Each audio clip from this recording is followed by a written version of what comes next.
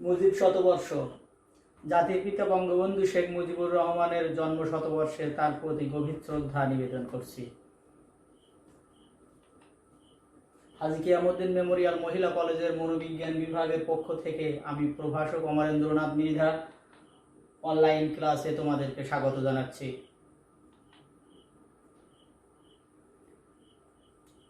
আমাদের পাঠদানের বিষয় উচ্চ মাধ্যমিক মনোবিজ্ঞান প্রথম পত্র। গত ক্লাসে আমরা পড়িয়েছিলাম মনোবিজ্ঞানের দ্বিতীয় অধ্যায়। দ্বিতীয় অধ্যায়ের নাম ছিল আচরণ ও আচরণের বিকাশ, behaviour and development of behaviour. আজকে আমরা দ্বিতীয় অধ্যায়ের সৃজনশীল প্রশ্নের সমাধান করব। এটা আমাদের দ্বিতীয় অধ্যায়ের সৃজনশীলের প্রথম ক্লাস।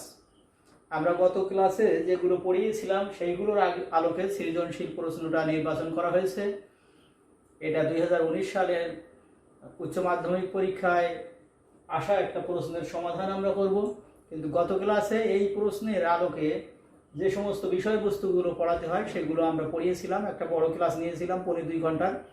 সেখানে আমরা পড়িয়েছিলাম আচরণ, আচরণের শ্রেণীবিভাগ, বংশগতি, পরিবেশ, বংশগতির বিভিন্ন উপাদানগুলো যেগুলো আমাদের সিলেবাসে আছে সেই সমস্ত বিষয়বস্তুগুলো আমরা ওখানে পড়িয়েছিলাম। পরিবেশ, জন্মপূর্ব পরিবেশ, জন্ম পরবর্তী পরিবেশ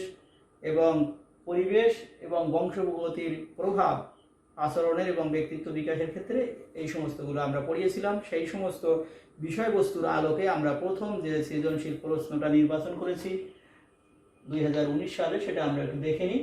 দেখো, এটা অনেক গুরুত্বপূর্ণ একটা প্রশ্ন। রাজশাহী বোর্ডে পড়েছিল, চট্টগ্রাম বোর্ডে পড়েছিল, বরিশাল, সিলেট বোর্ডে 2019 সালের প্রশ্ন এটা পড়েছিল। তো আমরা এই প্রশ্নটা সমাধান করব। আমাদের এই সমাধানটাই যে একেবারে চূড়ান্ত তা নয়, আমরা শুধু একটা কাঠামো দাঁড় করানোর চেষ্টা করেছি মাত্র। তোমরা নিশ্চয়ই আরো সুন্দরভাবে এটাকে উপস্থাপন করতে পারবে তোমাদের পরীক্ষার খাতাতে। তোমাদেরকে একটা সম্যক ধারণা দেওয়ার জন্য আজকে আমাদের এই সৃজনশীল ক্লাসের অবতারণা করা। তো আমরা উদ্দীপকটা একটু দেখে নিই। দেখো তোমরা, 6 মাসের গর্ভবতী রহিমা রাসায়নিক পদার্থ উৎপাদনকারী কারখানায় কাজ করেন। সে তার গর্ভজাত সন্তানের স্বাস্থ্য নিয়ে চিন্তিত।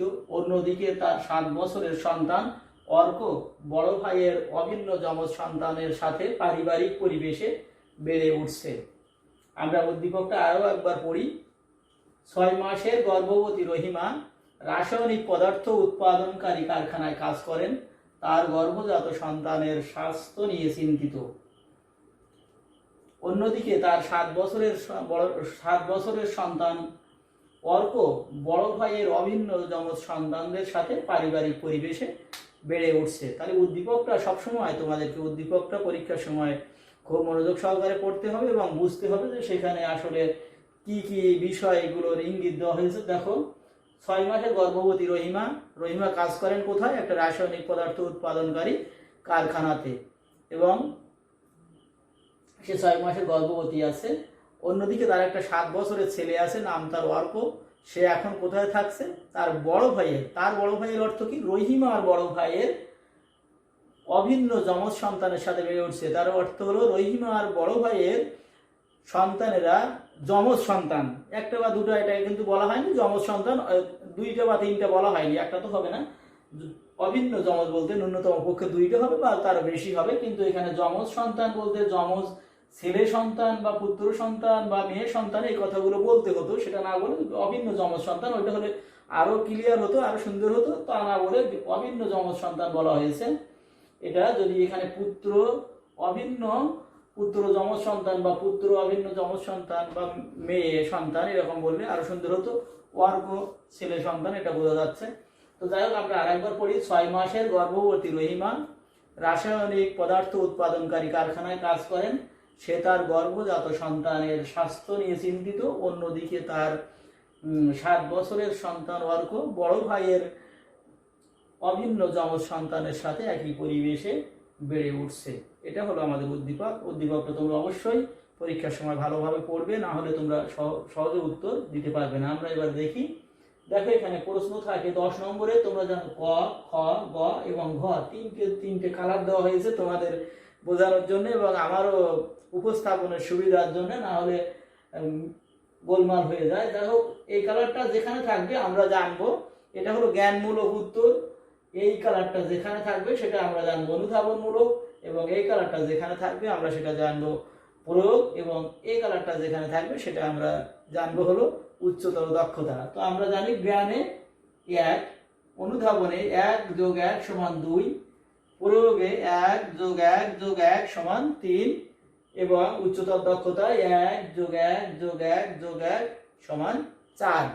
এই হলো আমাদের প্রশ্নের নম্বর বন্টন, এবং এই আঙ্গিকে আমাদের উত্তর দিতে হবে। আমরা বিগত প্রথম ক্লাসে দুটো সৃজনশীল প্রশ্ন দেখিয়েছিলাম, আমরা অষ্টম অধ্যায় এর জেড সম্পূর্ণ করেছি, এবার আমরা দ্বিতীয় অধ্যায় শুরু করেছি। দ্বিতীয় অধ্যায়ের একটা 2 ঘন্টার ক্লাস নিয়েছি, এবং আজকে আমরা দ্বিতীয় অধ্যায়ের প্রথম সৃজনশীল প্রশ্ন আলোচনা করছি। এইগুলো হলো প্রশ্ন, উদ্দীপকটা তোমাদেরকে আগে দেখিয়েছি। দেখো ক নম্বর 1 থাকে, নম্বর থাকে 1, ক পিতা মাতা ও পূর্বপুরুষ থেকে, আমরা প্রশ্নটা পড়ি নাই, সরি। ক নম্বর প্রশ্ন হলো বংশগতি কি? বংশগতি কি এটা আমরা পড়ানোর সময় বিষয়বস্তুতে পড়িয়েছিলাম, তারপরে তোমরা দেখো।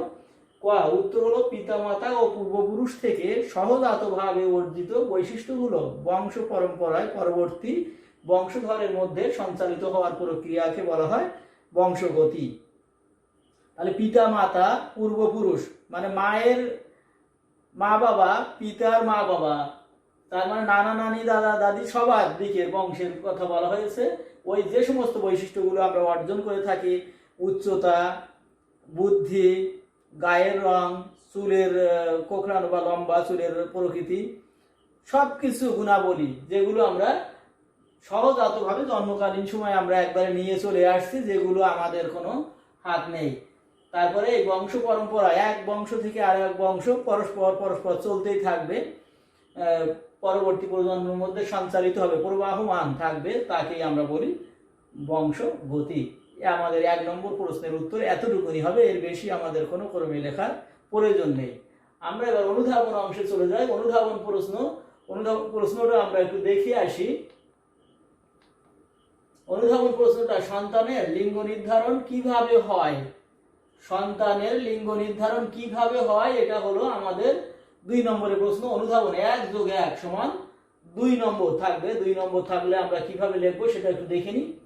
দেখো 1 নম্বর জ্ঞানের জন্য 1, এই কালার বলেছিলাম, এই কালার যেখানে যেখানে আমি দিয়েছি আমার ঠিক রাখার জন্য এবং তোমাদের জন্য, এই কালারটা যেখানে যেখানে পাবে ওটা মনে করবে জ্ঞান, এবং এই কালারটাকে তোমরা মনে করবে অনুধাবন। তো দেখো পুরুষের যৌন ক্রোমোজোম XY দ্বারাই সন্তানের লিঙ্গ নির্ধারিত হয়ে থাকে, এতটুকুনি লিখতে পারলে তোমরা 1 নম্বর পাবে।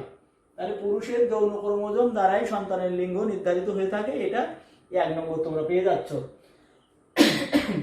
এবার আর 1 নম্বরের জন্য দেখো তোমাদের একটু বেশি লিখতে হচ্ছে, এখান থেকেও কিছু কম তোমরা করতে পারবে, বেশিও করতে পারবে, সেটা তোমাদের উপর নির্ভর করছে। তবে যতটুকুনি চাওয়া হয়েছে অনুধাবনে ততটুকুনি যেন ন্যূনতম পক্ষে থাকে। তো দেখো আমরা কি লিখেছি, পুরুষদের দেহে 23 জোড়া,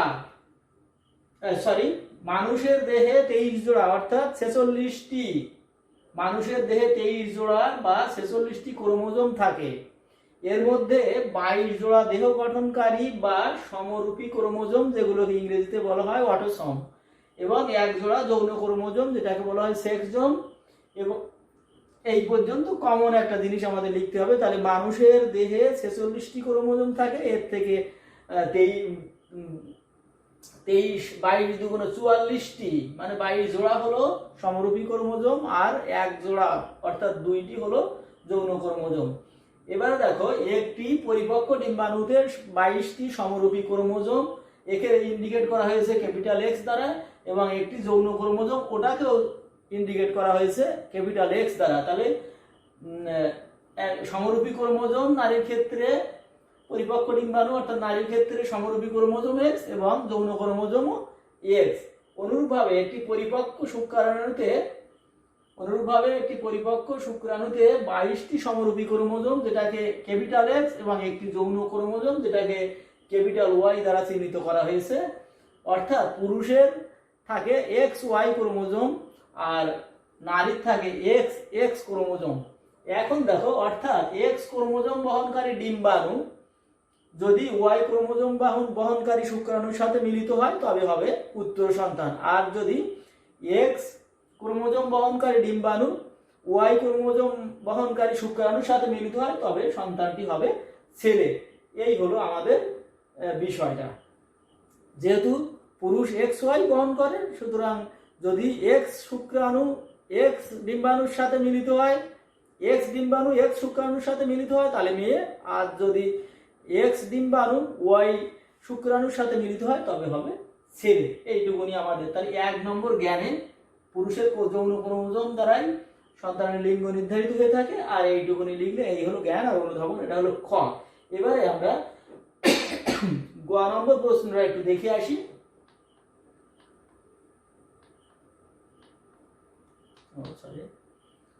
গ, রহিমার গর্ভজাত সন্তানের কোন পরিবেশ নিয়ে চিন্তিত? রহিমা গর্ভজাত সন্তানের, রহিমা 7 মাসের গর্ভবতী আছে, আমরা যেটা উদ্দীপকে দেখেছিলাম। রহিমা গর্ভজাত সন্তানের কোন পরিবেশ নিয়ে চিন্তিত ব্যাখ্যা করো। তাহলে এখানে দেখো, রহিমা গর্ভজাত সন্তানের কোন পরিবেশ, এখানে কিন্তু জ্ঞানের একটা কথা চলে আসছে। আর ব্যাখ্যা করো 1 2 3 নম্বর। তাহলে রহিমা গর্ভজাত সন্তানের কোন পরিবেশ নিয়ে চিন্তিত ব্যাখ্যা করো, এটা হলো আমাদের 3 নম্বরের প্রশ্ন, অনুধাবন। তো আমরা এখানে দেখি জ্ঞান। এই প্রশ্নটাকে আমরা 3 ভাগে দেখাবো, নাহলে তোমাদের মোবাইলে দেখতে অসুবিধা হবে। যাদের ল্যাপটপ আছে তাদের জন্য কোনো অসুবিধা নাই, কিন্তু যাদের মোবাইল তাদের দেখতে অসুবিধা হবে। দেখো, 3টি অংশ থাকবে। বলেছিলাম এই কালারটা যেটা টিএ কালার, এইটাতে আমরা জ্ঞান বুঝাইছি। এই যে পেস্ট কালার, এটাকে আমরা বুঝাইছি হলো অনুধাবন, এবং এই যে হলুদ কালার, এটাকে বুঝেছি আমরা প্রয়োগ।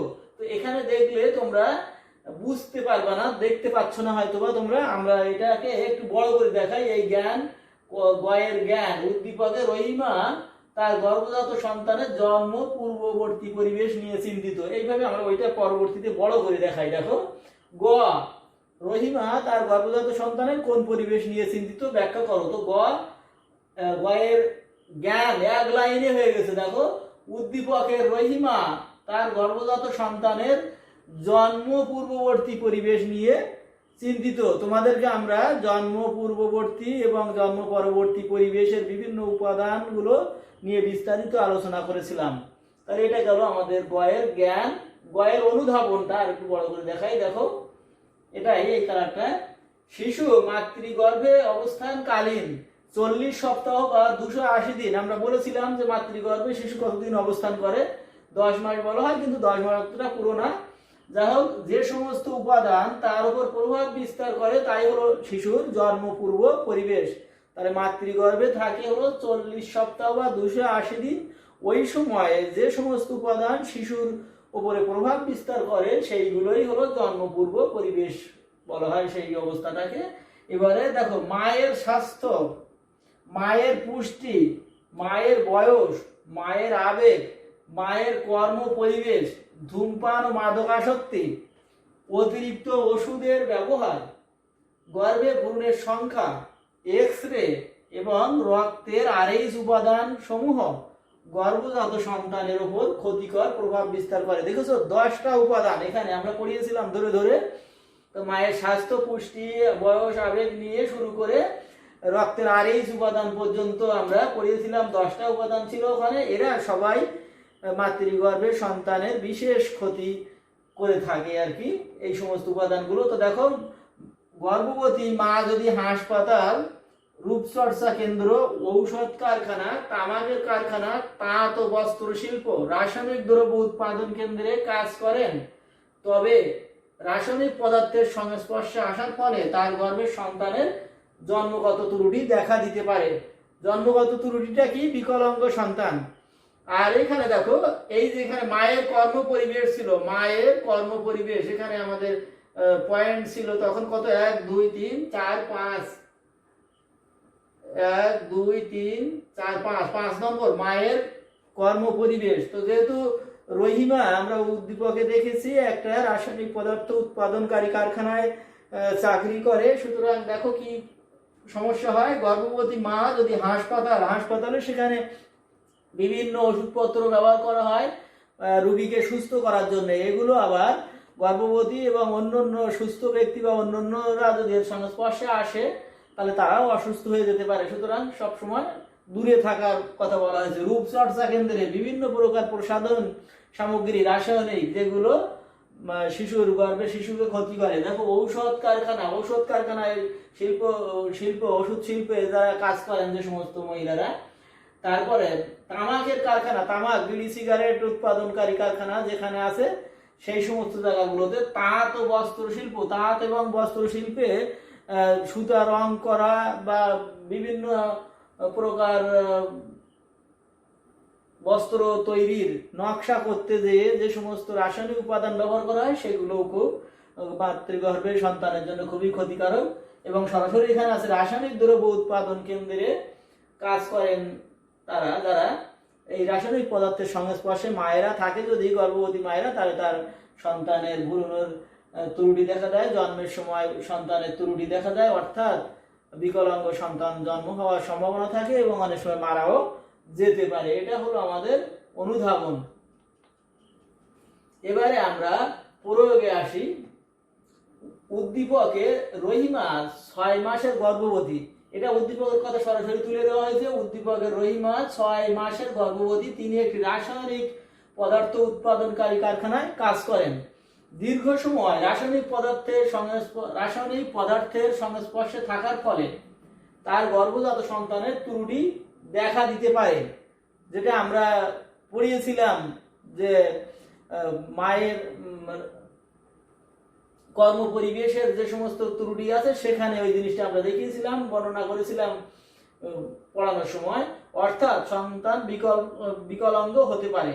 আর এ কারণেই রহিমা তার গর্ভজাত সন্তানের জন্মপূর্ব পরিবেশ নিয়ে চিন্তিত। জন্মপূর্ব অর্থাৎ কিনা জন্ম হওয়ার আগেই যে পরিবেশটা আছে মাতৃগর্ভে সন্তানের, সেই পরিবেশটা নিয়ে চিন্তিত, যেহেতু রহিমা রাসায়নিক পদার্থ উৎপাদনকারী কারখানায় কাজ করে। তো আবার আমরা দেখি, উদ্দীপকের রহিমা 6 মাসের গর্ভবতী, তিনি একটি রাসায়নিক পদার্থ উৎপাদনকারী কারখানায় কাজ করেন।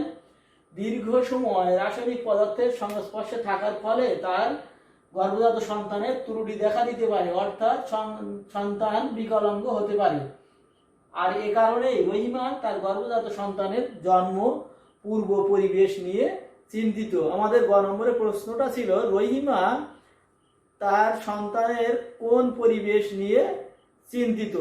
তার গর্ভজাত সন্তানের কোন পরিবেশ নিয়ে আমরা জ্ঞানে বলেছিলাম যে তার জন্ম পূর্ববর্তী পরিবেশ নিয়ে চিন্তিত। আর তারপরে অনুধাবনে আমরা জন্ম পূর্ববর্তী পরিবেশের বিভিন্ন উপাদানের কথা সংক্ষিপ্ত আকারে শুধু নামগুলো উল্লেখ করে কর্ম পরিবেশ, নারীর কর্মস্থলের কিছু বর্ণনা দিলাম। আর যেখানে রাসায়নিক পদার্থের সংস্পর্শে নারীরা থাকে সেখানে গর্ভবতী মায়েদের বাচ্চাদের ক্ষেত্রে কি ধরনের সমস্যা হয় সেগুলো আমরা ওখানে আলোচনা করেছিলাম। আর সেই আলোকেই আমরা প্রয়োগে চলে এসে বললাম কি, যে দীর্ঘ সময় রাসায়নিক পদার্থের সংস্পর্শে থাকার কারণে রহিমার যে গর্ভজাত সন্তান সেটা ভূমিষ্ঠ হওয়ার আগে মারা যেতে পারে, অথবা বিকলাঙ্গ হতে পারে, বা জন্মের ত্রুটি থাকতে পারে, বাচ্চার কোনো অংশের অঙ্গ হানি হতে পারে, বা যে কোনো একটা কিছু ক্ষতি হওয়ার সম্ভাবনা থাকে, এমনকি মারাও যেতে পারে। এই হলো আমাদের প্রয়োগের প্রশ্ন শেষ হয়ে গেল। এবারে আমরা উচ্চতর দক্ষতা যাওয়ার আগে প্রশ্নটা আবার দেখে আসি। প্রশ্নগুলো আমার দেওয়া উচিত ছিল, এক জায়গায় চলে গেছে সব।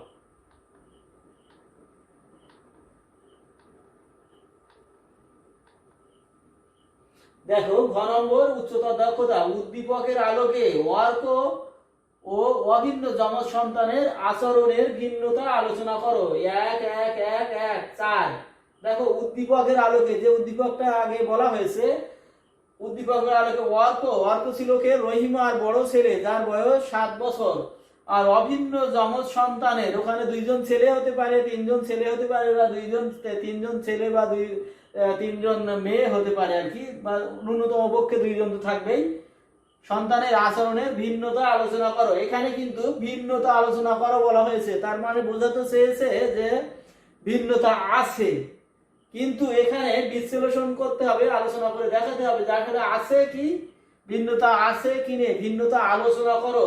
ভিন্নতা রয়েছে এটা বলা হয় নাই, ভিন্নতার ধরন, প্রকৃতিটা কেমন, অনেক পার্থক্য আছে, ভিন্নতা মানে পার্থক্য অনেক আছে, কম আছে নাকি কোনো পার্থক্য নেই, সেইটা বোঝাতে চাওয়া হয়েছে এই প্রশ্নটার মাধ্যমে। উদ্দীপকের আলোকে অর্ক ও অভিন্ন যমজ সন্তানের আচরণের ভিন্নতা আলোচনা করো। এখানে কিন্তু ভিন্নতা রয়েছে, আছে, এ সমস্ত কথা কিন্তু বলা হয় নাই।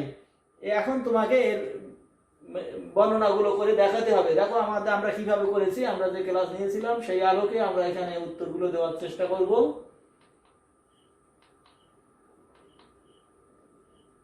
আমরা ঘতে দেখো এক জায়গাতেই আমরা পুরো প্রশ্নের উত্তরটা নিয়ে আসছি। এইটাকে আমরা প্রত্যেকটা অংশ বড় করে 4 বার দেখাবো। দেখো এটা হলো জ্ঞান, টিএ কালার জ্ঞান বলেছি, পেস্ট কালার বলেছি আমরা এই অনুধাবন, হলুদ কালার বলেছি আমরা প্রয়োগ, এবং এই গোলাপি কালারটা বলেছি আমরা উচ্চতর দক্ষতা। তো আমরা এটাকে বড় করে দেখাই, ঘয়ের জ্ঞান অংশটা বড় করে দেখাই। সমগ্র প্রশ্নটা আগে দেখালাম। ঘয়ের জ্ঞান অংশ দেখো, উদ্দীপকের অর্ক ও অভিন্ন যমজ সন্তানদের মধ্যে রক্তের সম্পর্ক ও পরিবেশ একই থাকায় তাদের আচরণের মধ্যে সহ সম্পর্ক বিদ্যমান।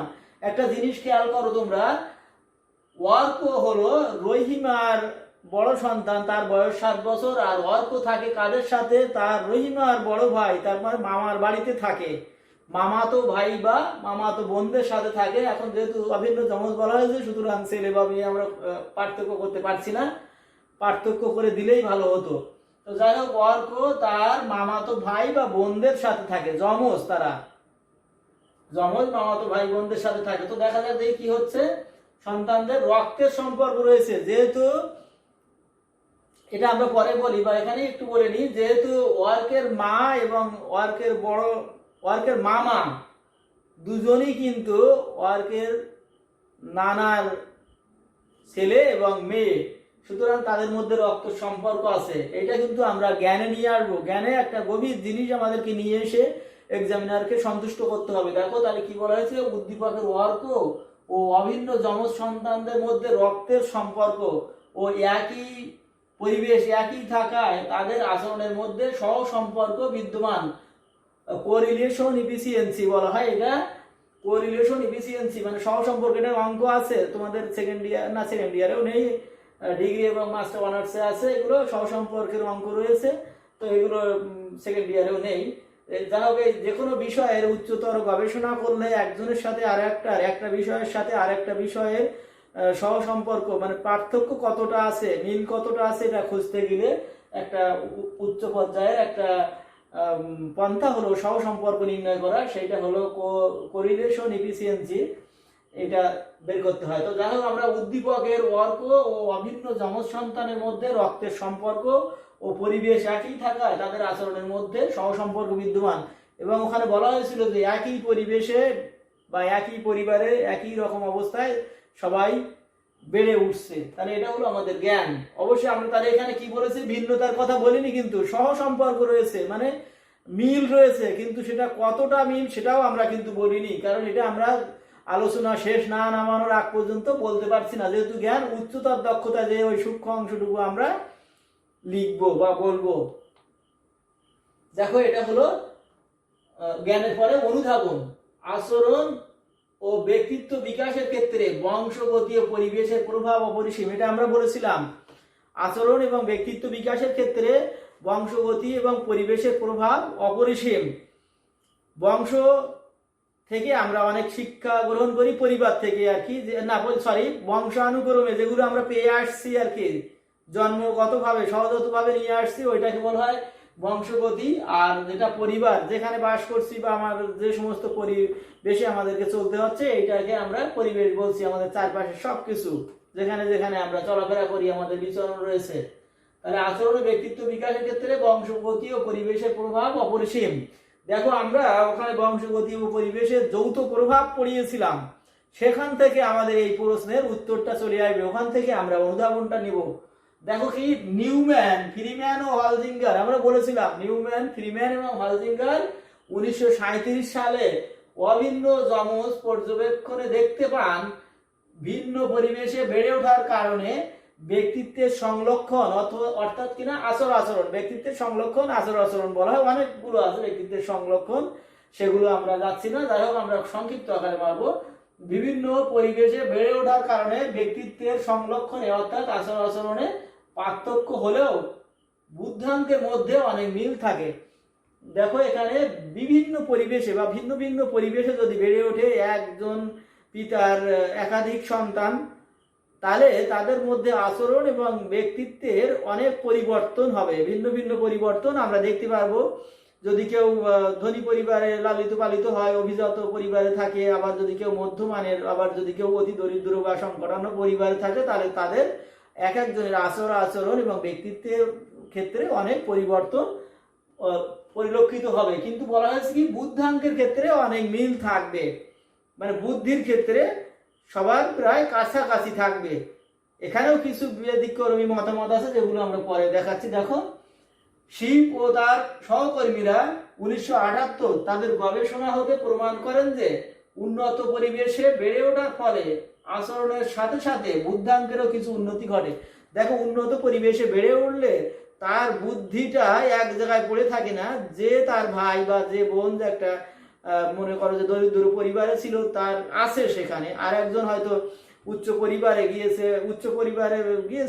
পরিবারে লালিত পালিত হয়েছে, সেক্ষেত্রে উচ্চ প্রতিষ্ঠানে পড়েছে, স্বনামধন্য প্রতিষ্ঠানে পড়েছে, সেখানে অনেক সহপাঠীরা আছে, তাদের আচরণ এবং তাদের সাথে প্রতিযোগিতায় অংশগ্রহণ করতে যেয়ে তার মেধার বিকাশ অবশ্যই ঘটবে। সেই কথাটা প্রমাণ করতে চেয়েছেন শিব এবং তার সহকর্মীরা। বলেছেন যে ভিন্ন পরিবেশে, আগে বলা হয়েছিল যে নিউম্যান, হলজিঙ্গার এবং ফ্রিম্যান বলেছিলেন যে ব্যক্তিত্বের আচরণের পরিবর্তন হলেও বুদ্ধাঙ্কের কোনো পরিবর্তন হয় না বা অনেক মিল থাকে, বুদ্ধাঙ্কের মধ্যে কাছাকাছি থাকে।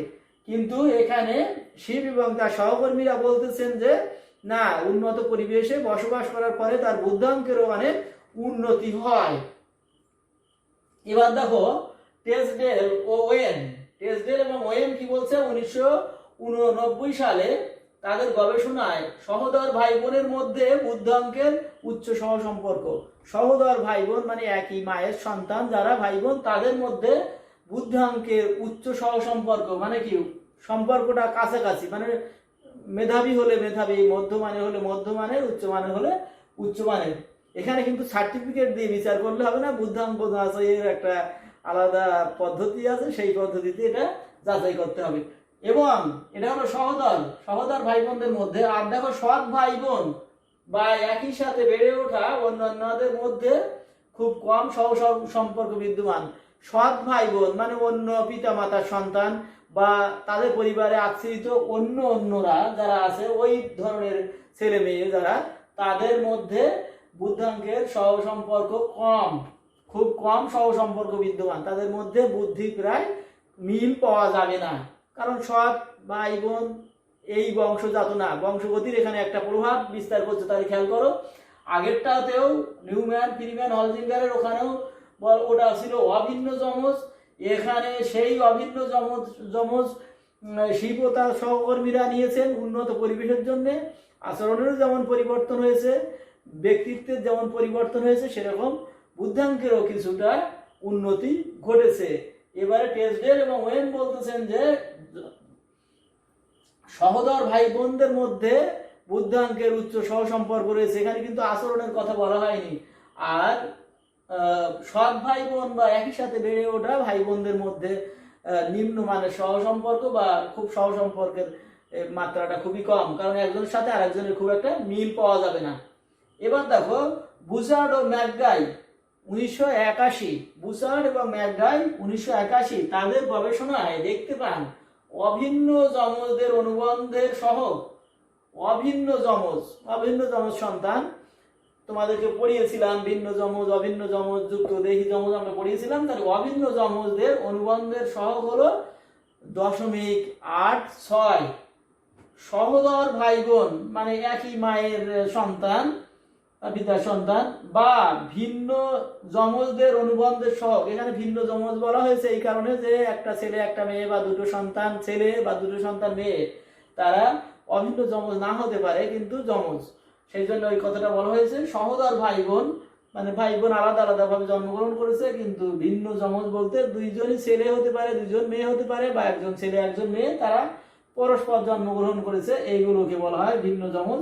তোমরা জানো, আর আরো বিস্তারিত আমি পড়িয়েছিলাম, ওদিকে আমরা যাব না। তাহলে অভিন্ন যমজদের অনুবন্ধের সহগ 0.86, আর ভিন্ন যমজ বা সহোদর ভাই বোনদের অনুবন্ধের সহগ হলো 5.3। এবং দেখো চাচাতো মামাতো খালাতো ভাই বোনদের মধ্যে অনুবন্ধের সম্পর্ক 0.15। চাচাতো মামাতো খালাতো ভাই বোনদের মধ্যে অনুবন্ধের সম্পর্ক হলো 0.15। কিন্তু এখানে একটা দেখো, এরা কিন্তু এক জায়গায় বসবাস করে না। চাচাতো ভাই বোনরা, মামাতো খালাতো সবাই কিন্তু এক পরিবেশে বসবাস করে না, সবাই ভিন্ন ভিন্ন পরিবেশে বসবাস করে। এবার দেখো উল্লেখিত গবেষণায় তারা রক্তের সম্পর্কের বিভিন্ন জনের মধ্যে বুদ্ধির সাদৃশ্য দেখতে পান। এখন এখানে দেখো যে বুচার্ড এবং ম্যাকগাই বলেছেন যে এই সহসম্পর্কগুলো রয়েছে আচরণের আচরণের না, বুদ্ধাঙ্কের ক্ষেত্রে। বুদ্ধাঙ্কের, আচরণের কিন্তু বলা হয়নি, বুদ্ধাঙ্কের আর বুদ্ধির। আর এখানে দেখো, এখানে বলা হয়েছে যে উল্লেখিত গবেষণায় তারা রক্তের সম্পর্কের বিভিন্ন জনের মধ্যে বুদ্ধিরও সাদৃশ্য দেখতে পান। এখানে রক্তের যদি সম্পর্ক থাকে তাহলে বুদ্ধিরও সাদৃশ্য দেখতে পান। তাহলে আমরা জ্ঞান এবং অনুধাবন দুটো বললাম, এবার আমরা প্রয়োগে চলে যাই। দেখি প্রয়োগে কি বলা হয়েছে। উদ্দীপকের রহিমার 7 বছরের সন্তান ওয়ার্ক তার বড় ভাইয়ের অভিন্ন যমজ সন্তানের সাথে পারিবারিক পরিবেশে বেড়ে উঠছে। কি হয়েছে, তার রহিমা 6 মাসের গর্ভবতী বলে তার 7 মাসের বড় সন্তান অর্ঘকে তার মামার বাড়িতে পাঠিয়ে দিয়েছে এবং সেখানে সে রয়েছে। তাহলে দেখো এখানে রহিমা ও তার বড় ভাইয়ের বংশগতি একই। রহিমা ও তার বড় ভাইয়ের বংশগতি একই, কিন্তু তার অর্থগুলো রহিমা এবং তার বড় ভাই মানে ওয়ার্কের মামা, এরা কিন্তু ভাই বোন, একই পিতার সন্তান, অর্থাৎ তারা একই পিতার সন্তান। এখানে লেখাই আছে, ঠিক আছে। তাই ওয়ার্ক ও তার বড় ভাইয়ের যমজ সন্তানরাও পরস্পর মামাতো ভাই বা বোন দিয়েছি, যমজ সন্তান তো বলা যাচ্ছে না, এই জন্য ওখানে বলছিলাম বারে বারে যে ওইটা ওখানে হলে সুবিধা হতো, পুত্র বা কন্যা বা মেয়ে। যাই হোক, তাহলে এখানে আমরা এবার বলবো যে তাই ওয়ার্ক ও তার বড় ভাইয়ের যমজ সন্তানেরা পরস্পর মামাতো ভাই বা বোন। ভাই হলে, ছেলে হলে ভাই, আর যদি মেয়ে হয় তাহলে বোন, এই জন্য এটা বললাম। তাদের মধ্যেও রক্তের সম্পর্ক বিদ্যমান। কারণ কি, ওই যে তাদের মা বাবা, ওয়ার্কের মা, ওয়ার্কের দাদু এবং ওয়ার্কের নানা এবং তার বড় ভাইয়ের সন্তানদের দাদু হলো রহিমার পিতা।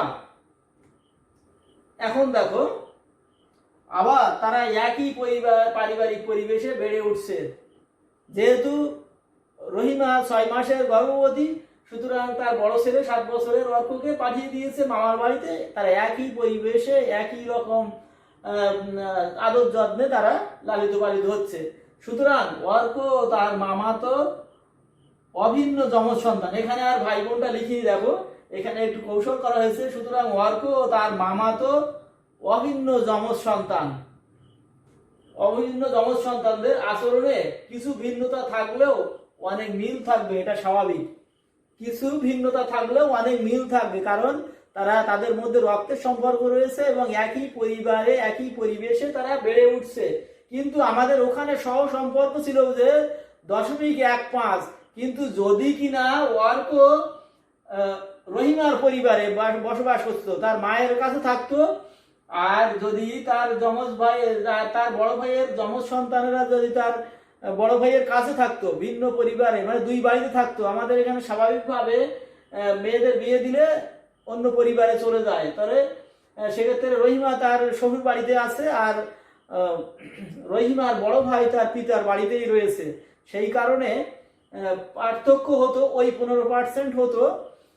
কিন্তু যেহেতু ওরা একই পরিবারে মামার বাড়িতেই থাকছে, বেড়ে উঠছে, একই ধরনের আদর যত্ন সেবা শুশ্রূষা আছে, সুতরাং তাদের মধ্যে কিছুটা ভিন্নতা থাকবে, কিন্তু অনেক মিল থাকবে, এটাই হলো স্বাভাবিক। এখানে প্রশ্নে যমজ বলে একটা বিভ্রান্ত করার চেষ্টা করা হয়েছে, তোমাদের পরীক্ষা নেওয়া হচ্ছে বুদ্ধিমত্তার, যে যমজ বললেই যমজদের আচরণ এবং আরেকজনের পার্থক্য হয়ে যাবে অনেক, কিন্তু না, এরা যেহেতু ওই যমজটাকে দুটো না ধরে যদি তোমরা একজন ধরো, যদি বলা হতো যে তার মামাতো ভাই একজন বা বোন একজন, সেক্ষেত্রে মতো মনে করতে হবে তোমাদের।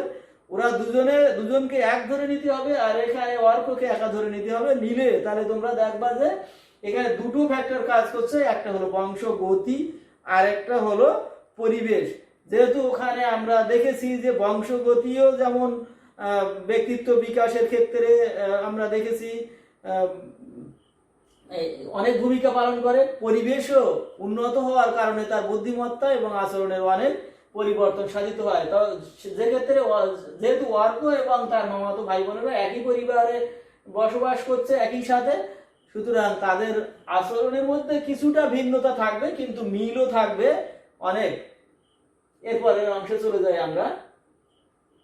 একেবারে উচ্চতর দক্ষতা যে আমরা কি বলেছি দেখো, আর এটাই যে একেবারে সর্বজন স্বীকৃত তা নয়, তোমরা অন্য কোনো যুক্তি দিয়ে অন্যভাবেও এটাকে ব্যাখ্যা করে দিতে পারো, যেভাবে তোমরা এক্সামিনারকে সন্তুষ্ট করতে পারবা সেটাই হলো কথা, কিন্তু সেটা অবশ্যই তথ্য সমৃদ্ধ হতে হবে। তাহলে দেখো, উচ্চতর দক্ষতা, উদ্দীপকের রহিমার 7 বছরের সন্তান অর্ক ও তার বড় ভাইয়ের যমজ সন্তানদের মধ্যে রক্তের সম্পর্ক ও একই পরিবেশ বিদ্যমান থাকার কারণে তাদের আচরণে খুব বেশি ভিন্নতা হবে না, 15.15 ওরকমটা হবে না, আবার 0.86 অত ঘনিষ্ঠ হবে না, কাছাকাছি হবে। কত মাঝখানে একটা ছিল জানো, 3.5 এরকম একটা ছিল, যাই হোক ওরকমটা না, আরো কাছাকাছি হবে, যেহেতু তারা একই বংশগতি, তাদের একই রক্ত প্রবাহমান বংশগতভাবে, আর হলো একই পরিবেশে বাস করে। তাই আমরা দেখো উচ্চতর দক্ষতার কতটুকুনি করেছি। উদ্দীপকের রহিমা 7 বছরের সন্তান অর্ক ও তার বড় ভাইয়ের যমজ সন্তানের মধ্যে রক্তের সম্পর্ক ও একই পরিবেশ বিদ্যমান থাকার কারণে তাদের আচরণে খুব বেশি ভিন্নতা হবে না। এইটা হলো আমাদের উচ্চতর দক্ষতা। যাই হোক, আমরা এই সৃজনশীল প্রশ্নটা পড়ালাম, দ্বিতীয় অধ্যায়ের প্রথম সৃজনশীল প্রশ্নের ক্লাস। এটা হলো 19 সালের প্রশ্ন, 4টে বোর্ডে পড়েছে। আবার আমাদের জহর বোর্ডে 19 সালের প্রশ্নে আর একটা ভিন্ন প্রশ্ন রয়েছে, সেটা আমরা পড়াতে গেলে আমাদের এই দ্বিতীয় অধ্যায়ের আরেকটা বড় ক্লাস আমাদেরকে নিতে হবে। ওরকম হয়তো 2 ঘন্টার মতো প্রায় হতে পারে, বা 2 ঘন্টা বা 1.5 ঘন্টার মতো একটা ক্লাস হতে পারে। ওই ক্লাসটা নেওয়ার পরে আমরা আমাদের বিষয়বস্তুগুলোর সাথে মিল করে আরো একটা সৃজনশীল ক্লাস আমরা নেব। এই অধ্যায়ে প্রধানত 3 ধরনের সৃজনশীল প্রশ্ন হতে পারে এরকম। আমরা মূলত এর কাঠামো সম্পর্কে একটু বোঝানোর চেষ্টা করলাম তোমাদের। তোমরা অবশ্যই বাড়িতে বিভিন্ন প্রশ্ন রয়েছে অনুশীলনীতে, এইগুলো নিয়ে তোমরা আলোচনা দেখবে, তোমরা বাড়িতে পড়ালেখা করবে, এবং যেহেতু লকডাউনে তোমরা বাড়িতে আসো, বিভিন্ন ক্লাসগুলো দেখবে। আমাদের কলেজের ফেসবুক গ্রুপে ক্লাসগুলো দেখবে, আমার ফেসবুকেও আছে, আমার ইউটিউবেও আছে। আবার আমার ঘরে আমার স্কুল এবং বিভিন্ন সরকারি কলেজের, বেসরকারি কলেজের ভালো ভালো স্বনামধন্য টিচাররা এই সমস্ত বিষয় ক্লাস নিচ্ছেন, তাদের ক্লাসগুলো তোমরা দেখবা। আর সবাই সরকারি স্বাস্থ্যবিধি মেনে চলবা। সবাইকে আজকের মতো অনলাইন ক্লাসে ধন্যবাদ জানিয়ে বিদায় নিচ্ছি।